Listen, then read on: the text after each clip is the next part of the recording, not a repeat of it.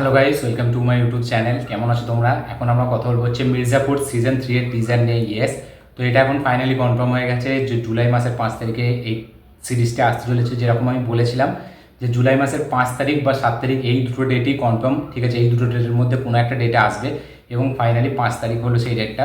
তো এই টিজার বেরিয়েছে কিছুক্ষণ আগে, ঠিক আছে? আমি একটু ব্যস্ত ছিলাম, তার জন্য রিভিউটা করা হয়নি। তো টিজারটি এখন রিভিউ করবো। তো চলো ভিডিওটা শুরু করা যাক। সবথেকে প্রথম, এই যে টিজারটি, সেটা অ্যাকচুয়ালি কিন্তু এর টিজার বলা যায় না, কারণ এটা একটা প্রত্যেকটা ক্যারেক্টারের গ্লিমস।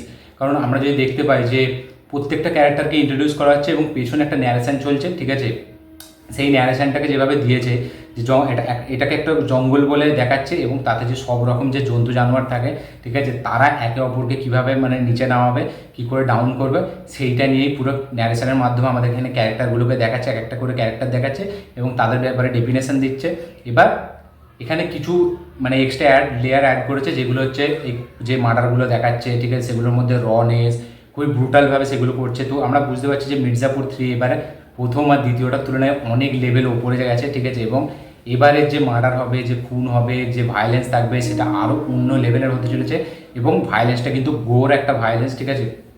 এমন নয় যে মানে দেখতে পাচ্ছি আমরা খুবই ব্লাড বাথ আছে এবং যে মার্ডারগুলো দেখাচ্ছে খুবই রক্তর মধ্যে প্রচুর মানে ভায়োলেন্স থাকতে চলেছে এবং তার সাথে সাথে এখানে যে একে অপরের বিরুদ্ধে কীভাবে চাল, ঠিক আছে, কীভাবে প্ল্যানিং করছে, সেইগুলো ভালোভাবে দেখিয়েছে। তো ওভারঅল এটা একটা আমার গ্লিমসই মনে হয়েছে। সবাইকে ইন্ট্রোডাকশন করা হচ্ছে, ঠিক আছে? প্রত্যেকটা ক্যারেক্টার যে যে ক্যারেক্টারগুলো এখানে আছে তাদেরকে মানে একটা গ্লিমস হিসেবে তাদেরকে পেশ করছে এবং পেছনে কে কোনটা, কে লোমড়ি, কে শের, কে গিদার, কে খরগোশ, মানে এইগুলো সবাইকে দেখাচ্ছে। এবার দেখা যাক ফাইনালি অ্যাকচুয়ালি মির্জাপুরে কে ফাইনালি রাজ করবে, সেটাই বলতে চাইছে এই ন্যারেশনটার মাধ্যম দিয়ে। এবার সেটা তো সিরিজ দেখলে বুঝতে পারবো। তবে আমি বলবো যে হিসাবে হাইপ ছিল সেই হিসাবে কিন্তু আমার টিজারটি লাগেনি, তার তুলনায় একটু কম আমার ভালো লেগেছে। মানে ভালো তো অবশ্যই লেগেছে, কিন্তু সেই হাইপটার তুলনায় আমার একটু কম ভালো লেগেছে।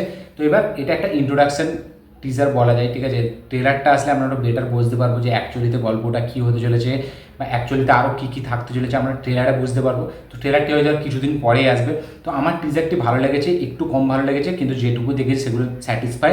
মানে সেই যে মির্জাপুরের যে নস্টালজিয়া বা যে পুরোনো ভাইব, সেটা ফিরে আসছে এবং আমরা সেই মির্জাপুরের সেই জিনিসটা দেখতে চলেছি, যেটা আমরা দেখার জন্য খুবই এক্সাইটমেন্ট হয়ে থাকি।